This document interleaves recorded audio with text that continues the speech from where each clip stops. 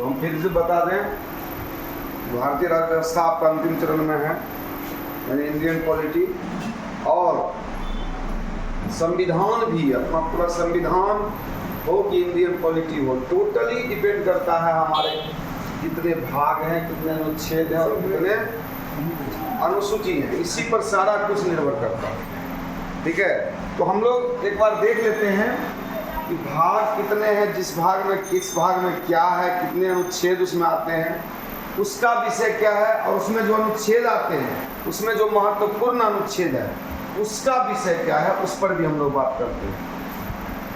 तो सबसे पहले भाग एवं अनुच्छेद, पहला भाग हम लोग देख रहे हैं। यहाँ पे हम लोग पहला भाग देख रहे हैं। पहला भाग में क्या है, संघ और उसका राज्य क्षेत्र। ठीक है, पहले भाग में आता है और उसमें अनुच्छेद 1 से 4 तक है। 1 से 4 तक में 2 अनुच्छेद इंपॉर्टेंट है। अनुच्छेद 1 जिसमें कि संघ का नाम एवं राज्य क्षेत्र है, और अनुच्छेद 3 नए राज्यों का गठन, वर्तमान राज्यों के क्षेत्रों, नामों, सीमाओं के नाम में परिवर्तन किया जा सकता है इसी अनुच्छेद के अनुसार। उसके बाद भाग 2 जो आपका आता है, अनुच्छेद 5 से 11 इसमें सम्मानित है, और इसके अंतर्गत जो विषय आता है वो है नागरिकता। और नागरिकता, चूंकि इसमें 5 से 11 में कुछ खास महत्वपूर्ण अनुच्छेद नहीं है, इसलिए हम नहीं लिखा है। उसके बाद हम लोग भाग 3 में आते हैं। भाग 3 के अंतर्गत अनुच्छेद 12 से 35 तक आता है, जिसमें आप देख रहे हैं इसका टोटल जो है मूल अधिकार, या जिसको हम लोग मौलिक अधिकार कहते हैं, या दूसरे नामों में फंडामेंटल राइट्स। ठीक है, तो अनुच्छेद 12 जो है इसमें, चूंकि 12 से 35 तक है, इसके अंदर इसमें देखना, अनुच्छेद 12 में जो है राज्य की परिभाषा है। अनुच्छेद 13 में क्या है, मूल अधिकारों के असंगत या अल्पीकरण, मूल अधिकार का असंगत। अनुच्छेद 14 में क्या है, विधि के समक्ष समता, यानी कानून के समक्ष सभी बराबर है। अनुच्छेद 16 में क्या है, लोक नियोजन के विषय में अवसर की समानता। अनुच्छेद 17 अस्पृश्यता का अंत, ये बहुत इंपॉर्टेंट रहता है, ज़्यादातर सवाल इससे आता है, चूंकि अस्पृश्यता के अंत के लिए ही हमारे डॉक्टर भीमराव अंबेडकर हों चाहे विवेकानंद हो, ये सब का काफ़ी कार्य इस पे हुआ था, क्योंकि ये आपके भीमराव अंबेडकर, सबको पता है कि सबसे नीची जाति के थे, डोम जाति के, और उनको छुआछूत का बहुत सामना करना पड़ता था। उनको कई बार ऐसा हुआ कि जिस विद्यालय में उनको नामांकन करना है, नामांकन नहीं हो पाया। क्यों नहीं हो पाया, क्योंकि वो डोम जाति के थे। तो उस छुआछूत को अंत करने के लिए संविधान में यह प्रावधान किया गया था, और जिसको कि भाग 3 के अंतर्गत अनुच्छेद 17 में रखा गया, उसका नाम दिया गया अस्पृश्यता का अंत। ठीक है, ये लोक नियोजन है। उसके बाद अनुच्छेद 19 भाषण एवं अभिव्यक्ति की स्वतंत्रता है, तो सबको पता, पहले भी हम समझाए हैं मौलिक अधिकार में। अनुच्छेद 21 जीवन एवं दैहिक स्वतंत्रता, जीवन एवं, ये भी समझाए हैं, आप लोग को ध्यान नहीं रहता। ठीक है, ध्यान बिल्कुल नहीं रहता आप लोगों को, ये हम पहले भी समझाए हैं। जीवन एवं दैहिक स्वतंत्रता का संरक्षण, चाहे भारत में आपातकाल लग जाए या राज्य में लग जाए आपातकाल, यानी कोई भी आपातकाल हो, चाहे सामान्य स्थिति हो कि आपातकाल हो, किसी भी व्यक्ति को अपने शरीर, अपने जीवन को बचाने का अधिकार है। उसमें उसके अधिकार का हनन नहीं किया जा सकता, उसके अधिकार को रोका नहीं जा सकता, वही एक आपका अधिकार है, हम पहले भी समझाए थे। और अनुच्छेद 21A में आपका क्या है, शिक्षा का अधिकार। सबको पता है कि 6 से 14 वर्ष आयु वर्ग के बच्चों को हम लोग मुफ्त और अनिवार्य शिक्षा उपलब्ध कराते हैं, चाहे वो स्कूल प्राइवेट हो चाहे वो स्कूल सरकारी हो। लेकिन प्राइवेट में क्या है, 25% का प्रावधान किया गया सरकार की तरफ से। बाकी बच्चों से फी लिया जाता है 25%, जो कमजोर वर्ग के हैं उसको फ्री शिक्षा दी जाती है और मुफ्त में दी जाती है। अनुच्छेद 22 में क्या, कुछ दशाओं में गिरफ्तारी से संरक्षण। बहुत बात ऐसा होता है, अब कोई औरत है, वो ड्राइवरी केस में, वो प्रेग्नेंट है, प्रेग्नेंट अंतिम स्टेज है, उसको चाइल्ड इशू होने वाला हो, वैसे स्थिति में उसको अरेस्ट नहीं किया जा सकता। इसी तरह से कोई आदमी जिंदगी मौत से जूझ रहा है, उस समय उसको नहीं अरेस्ट किया जा सकता, मौका दिया जाता है उसको। तो कुछ विशेष दशाओं कुछ दिशाओं में वसा बात है। धार्मिक कार्यों के प्रबंध की स्वतंत्रता अनुच्छेद 26 कहता है, यानी धार्मिक कोई भी धर्म से रिलेटेड है। चूंकि आपको मालूम है कि हमारा देश धर्मनिरपेक्ष देश है और धर्मनिरपेक्ष देश में कोई भी धर्म का कोई भी ग्रहण कर सकता है और उससे संबंधित कोई भी कार्य वो कर सकता है, उसके लिए वो स्वतंत्र है।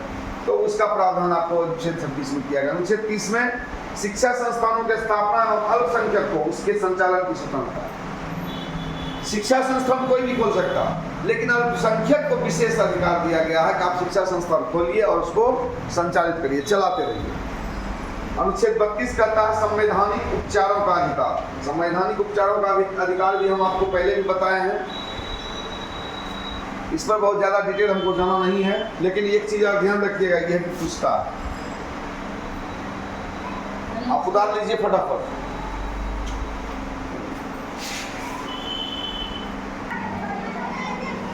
अब देखिए भाग 4 में हम लोग देखते हैं, भाग 4 के अंतर्गत अनुच्छेद 36 से 51 तक आता है, जिसमें राज्य के नीति निर्देशक तत्व आते हैं। इस पर हम लोग चर्चा कर चुके हैं, चैप्टर ही था एक, ठीक है। अब ये 36 से 51 में जो है अनुच्छेद 40 के अंतर्गत ग्राम पंचायत का गठन कैसे होता है, क्या उसकी व्यवस्थाएं हैं, कौन उसके प्रमुख होते हैं, ये सारा चीज इसमें रहता है। फिर 44 में समान नागरिक संहिता, यानी सभी नागरिकों के लिए एक समान नियम होता है। अनुच्छेद 50 अब आ जाइए, कार्यपालिका से न्यायपालिका का पृथक्करण, मतलब कार्यपालिका को न्यायपालिका से अलग किया गया है इसी अनुच्छेद के तहत, ठीक है। कार्यपालिका में कौन कौन आते हैं आपको पता है ना? कार्यपालिका में कौन कौन आते हैं? राष्ट्रपति, प्रधानमंत्री, मंत्रिमंडल, ये सब सारा कुछ, ठीक है। उससे पृथक किया गया है, इसको अलग किया गया न्यायपालिका को। अनुच्छेद 51 अंतर्राष्ट्रीय शांति और सुरक्षा की अभिवृद्धि, ठीक है। अंतर्राष्ट्रीय स्तर पर शांति और सुरक्षा कैसे कायम रहेगी, कैसे बढ़ेगा, उस पर है। अब जो है आपका 5A में अनुच्छेद 51A है, जिसमें कि मूल कर्तव्य, ठीक है, इसमें मूल कर्तव्य है। और अनुच्छेद 51A में भी 11 मूल कर्तव्यों की सूची है। आपको मूल कर्तव्य की सूची हम पहले भी बताए हुए हैं। अब आ जाइए 5A था ये 5 हो गया। अनुच्छेद 52 से 151 इस सबसे बड़ा भाग है, इसमें मैक्सिमम चीज है। संघ है, इसमें 6 अध्याय किया गया, संघ को 6 अध्याय में बांटा गया है पूरे अनुच्छेद को। अध्याय 1 में क्या है? कार्यपालिका, जो कि 52 से 78 अनुच्छेद में शामिल है। उसी तरह अध्याय 2 में संसद है, संसद 79 से 122 में है। अध्याय 3 में राष्ट्रपति की शक्तियां, राष्ट्रपति की क्या क्या पावर्स हैं उसके बारे में है और 53 अनुच्छेद है। और अध्याय 4 विधायी शक्तियां और अध्याय 5 संघीय न्यायपालिका।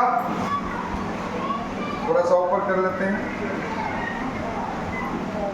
उसके बाद अध्याय 5 में संघीय न्यायपालिका हो गया और अध्याय 6 में नियंत्रक एवं महालेखा परीक्षा। ये 148 से 151 के बीच आता है। ये आपका भाग 5 में। अब अनुच्छेद इसमें कौन कौन आ जाते हैं? मुख्य रूप से 52 में भारत के राष्ट्रपति का पद है, मालूम है आपको। उसके बाद अनुच्छेद 56 में जो है भारत के राष्ट्रपति की पदावधि, उसका कितना समय होता है, इस पर महाभियोग चलाने की प्रक्रिया 61 में है। और 63 में भारत के उपराष्ट्रपति का पद है, ठीक है। 71 में राष्ट्रपति है और उपराष्ट्रपति के निर्वाचन से संबंधित विषय शामिल है। और 74 में मंत्रिपरिषद, बहुत ज़्यादा दिन हुआ नहीं मंत्रिपरिषद पड़े हुए। उसके बाद अनुच्छेद 76 में भारत का महान्यायवादी। 79 में संसद का गठन, यानी संसद का गठन किस प्रकार से होता है इसके बारे में। 80 में राज्यसभा की संरचना, राज्यसभा में कैसे क्या होता है, कौन सभापति होते हैं, ठीक है, कौन उपसभापति होते हैं, इस पर चर्चा की जाती है। लोकसभा की संरचना 81 में है। अनुच्छेद 87 में राष्ट्रपति का विशेष अभिभाषण कब होता है? राष्ट्रपति का विशेष अभिभाषण जब दोनों संयुक्त बैठक होती है या फिर आम चुनाव के बाद पहली बैठक होती है, उनके अभिभाषण से ही शुरू होता है। उसके बारे में चर्चा 87 में। अनुच्छेद 89 में राज्यसभा के सभापति और उपसभापति का पद है। उसके बाद थोड़ा ऊपर कर लेते हैं, हाँ, ठीक है। उसके बाद 93 में जो है लोकसभा का अध्यक्ष और उपाध्यक्ष का पद है। इसमें 93 और 108 में संसद के दोनों सदनों का संयुक्त बैठक जिसको कि संबोधित राष्ट्रपति करते हैं। अनुच्छेद 112 वार्षिक वित्तीय विवरण, जिसको बजट कहते हैं हम लोग, बजट पेश किया जाता है जिसके अंदर। अनुच्छेद 127 संसद के विश्रांति के समय राष्ट्रपति द्वारा अध्यादेश जारी करने की शक्ति। ये क्या होता है? जिस समय संसद नहीं चल रहा होता है, संसद स्थगित रहती है, यानी कि कोई सत्र नहीं चल रहा होता है, उस स्थिति में अगर किसी कानून की आवश्यकता होती है तो राष्ट्रपति उस समय पर अध्यादेश ला सकते हैं, लेकिन बाद में उसकी मंजूरी लेना अनिवार्य होता है। ठीक है। अनुच्छेद 124 में उच्चतम न्यायालय का स्थापना एवं संरचना, अभी जस्ट 2-3 दिन पहले पढ़े हैं आप लोग। और 148 में भारत का नियंत्रक महालेखा परीक्षक। ये सारे के सारे इसमें आते हैं। आपको प्रमुख जो अनुच्छेद है उसी पर हम लोग बात कर रहे हैं, बहुत ज़्यादा डीप नहीं जा रहे हैं।